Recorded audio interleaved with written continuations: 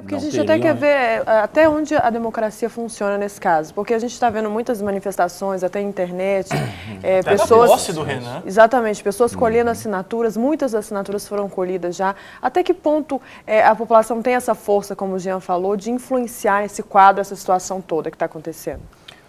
Muito bem. Olha, eleições são fundamentais em qualquer processo democrático e elas são essenciais para você constituir o governo ou as casas legislativas, mas elas são apenas um momento do processo democrático. É difícil você punir ou recompensar simplesmente no momento eleitoral. A participação política da sociedade ela deve transcender o momento da eleição, ou seja, acompanhar o processo político, se manifestar, né? Usar, por exemplo, as redes sociais que têm sido amplamente utilizadas, a internet tem sido amplamente utilizada como mecanismo de comunicação entre, né, os eleitores, procurar dar mais transparência ao processo político. Esse é um caminho que eu acho que tem que ser seguido. E as eleições realmente não resolvem essa questão. Portanto, eu só acredito que uma democracia é plena quando efetivamente o eleitor exerce sua cidadania permanentemente. Do começo ao fim. Do começo ao fim.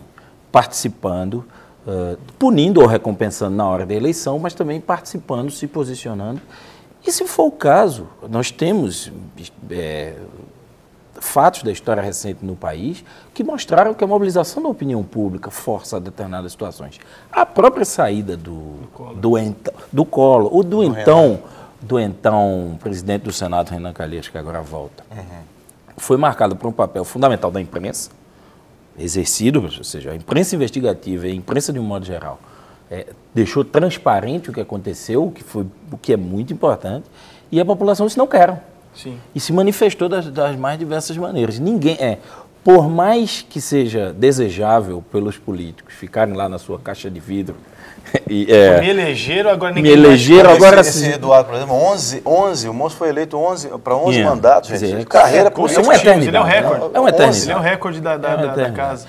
Então, por mais que o político deseje, ou por mais que a gente imagine que a Câmara, o Senado, ou qualquer outro poder da República possa estar, digamos, afastado ou isolado ou protegido da influência da opinião pública, isso não é verdade. Você veja bem, a população acompanhou de perto o julgamento do Mensalão.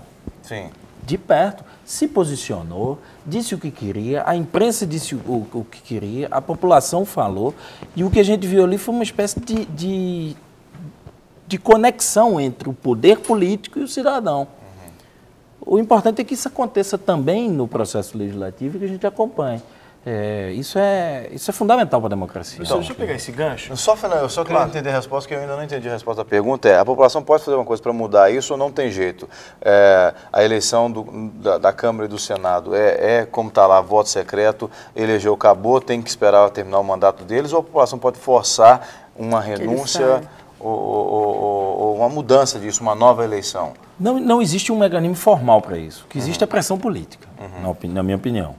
A eleição dos dois foi dentro do processo legislativo constitucional, ou seja, não há nenhuma imperfeição do ponto de vista jurídico. Não foi jurídico. ilegal. Não é ilegal. Pode ter sido imoral, mas não foi legal. Pode ser inaceitável, na minha opinião, mas está dentro do processo legislativo. Uma mobilização em massa.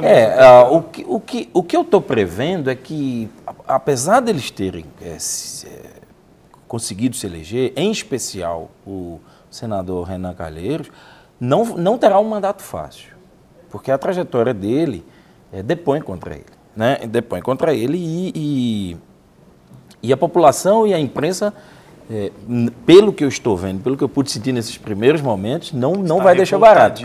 Então, quer dizer, isso vai ser um óbice, ele vai ter que lidar a todo momento dando explicações sobre o processo que o Procurador-Geral da República apresentou ao Supremo Tribunal Federal pelo crime de peculato, pelo crime de falsidade ideológica, que o STF ainda está analisando se recebe ou não a denúncia, mas a verdade é que as declarações até agora do Procurador-Geral da República são muito claras.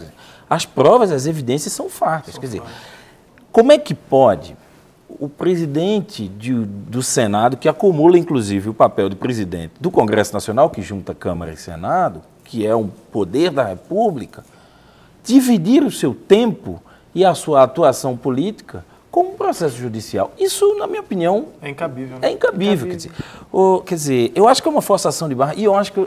desculpa eu me estender um pouco, mas o que mais me chama a atenção nisso é a absoluta o que está por trás de uma ação como essa, a absoluta certeza da impunidade. Sim. Só pode ser. Isso joga a credibilidade do Brasil no cenário internacional lá no chão. Você veja bem, durante o julgamento do Mensalão, o deputado João Paulo Cunha, até o último momento, foi candidato a prefeito de Osasco. Quer dizer, ele só desistiu quando a sentença saiu. Não, professor, eles vão até as últimas instâncias. É isso que eu penso da população, porque a população deveria também ir até as últimas instâncias, claro, sem revolta, sem violência, o que eu digo como última instância seria os fatos legais. A minha pergunta, até em cima de tudo isso, você não acha, professor, por exemplo, até dei esse exemplo aqui ontem na nossa mesa de café da manhã, eu votei para que o Jean seja eleito. Então, eu sou um supervisor do meu candidato até o fim do mandato, que é o que o senhor disse exatamente sobre a democracia constante. E esse voto secreto, ele detona isso. Porque eu não sei, a não ser que meu candidato me conte, que é uma coisa inimaginável, ele me ligar e dizer assim, votei em tal pessoa. Não, ele é seu candidato até o dia que ele foi eleito. Exatamente. No dia seguinte já não é mais então, seu candidato. Assim, para mim, esse voto secreto, ele beira, eu posso estar muito ignorante no assunto, mas beira quase a inconstitucionalidade. Porque você tem que saber o que o seu candidato faz, porque você votou. Inclusive, há programas do Tribunal Eleitoral dizendo, você não pode lavar suas mãos, você tem que saber se ele é ficha limpa, aquela monte de propaganda que aparece. Chega lá, eu não sei o que meu candidato faz porque o voto dele é secreto. Eu acho que isso não soa muito bem. Inclusive, nem sabemos quem votou em Renan Calheiro, quem votou em Henrique, a não ser quem diga, aqueles que têm o peito aberto para dizer votei em tal. O que o senhor pensa disso? Olha, eu tenho uma visão talvez um pouco mais atenuada sobre o voto secreto. Eu acho que o voto secreto tem uma razão de ser. Por exemplo, o voto secreto pode proteger, em algum momento, o deputado das pressões, não do seu eleitor, mas das pressões da própria política. Por exemplo, imagine num caso onde você vai caçar um determinado deputado. Num caso de cassação, que é o que provavelmente vai acontecer. Processo de cassação, porque vários deles estão já com trânsito julgado. Nesse caso, é inaceitável o voto secreto, porque é uma questão de honra. De honra e de transparência. É inaceitável. Né? Agora, no caso de uma eleição, por exemplo, para presidente da casa, eu acho que o voto secreto se justifica. Por quê? Porque isso permite que o deputado faça a escolha dele e que ele não sofra depois represálias do próprio partido, do próprio partido ou da mesa diretora que foi eleita. Para alguns casos muito específicos, eu defendo o voto secreto. No caso de eleição, na minha opinião, eu defendo o voto secreto. E no caso da apreciação do veto do presidente. Mas nos demais é inaceitável. Mas até na eleição do presidente da casa, professor, o senhor não acha assim que fica um pouco desrespeitoso ao eleitor? Por quê? Porque ele não votou no partido. Teoricamente, ele votou no candidato. Né? Então, assim, se ele votou no candidato, teoricamente, se aquele candidato ele confia nele, se o partido está indo por uma maré que, teoricamente, não é a moral ou aquela que nós pensamos ser a mais moral, ele ficaria honrado de ele enfrentar tudo e todos em função do povo que o elegeu. Eu fico pensando sobre essa ótica. O que o senhor mais ou menos pensa? É uma situação difícil. O parlamentar ele precisa de algumas proteções para o exercício da sua função. Isso é Eu sei que não é fácil estar lá. Não é fácil também. Sob certas condições, por exemplo... E não só em nível nacional, mas em nível regional também. Regional de câmara perfeitamente. Municipal também, inclusive. Né? Tanto é que o deputado e os deputados contam, os parlamentares contam, em alguma medida, com um conjunto de imunidades que eu acho que relativamente acho que há um certo exagero nas imunidades, mas algumas delas são perfeitamente compreensíveis. Então, para o exercício da função, eu acho que o deputado realmente precisa de algumas proteções. Esse é um caso polêmico. Eu acho que para esses dois casos eu defenderia. O resto, eu não aceitaria sob nenhuma hipótese a votação secreta, porque o eleitor tem todo o direito de saber como votou o seu candidato, e eu acho que você está certíssimo. E o problema da política no Brasil, professor Manuel, é que ela já está viciada, né? Desde o topo até a base, até desde do governo federal até o governo municipal, né? Está tudo viciado, são as mesmas figuras, são cartas marcadas, né? Só mudam de posições, e a gente fica pensando assim, né? O que fazer para mudar isso? Quer dizer, porque, infelizmente, entre um processo e outro, as pessoas já chegam ali com uma mentalidade corrompida em geral. Você tem as exceções, né? Nem todo mundo é corrupto, eu acho até que os corruptos são em número menor, mas eles acabam, infelizmente, aquela velha história que todo mundo conhece. Se você deixa uma laranja podre dentro de um saco de laranja ali, vai contaminar tudo, né? E acaba contaminando mesmo.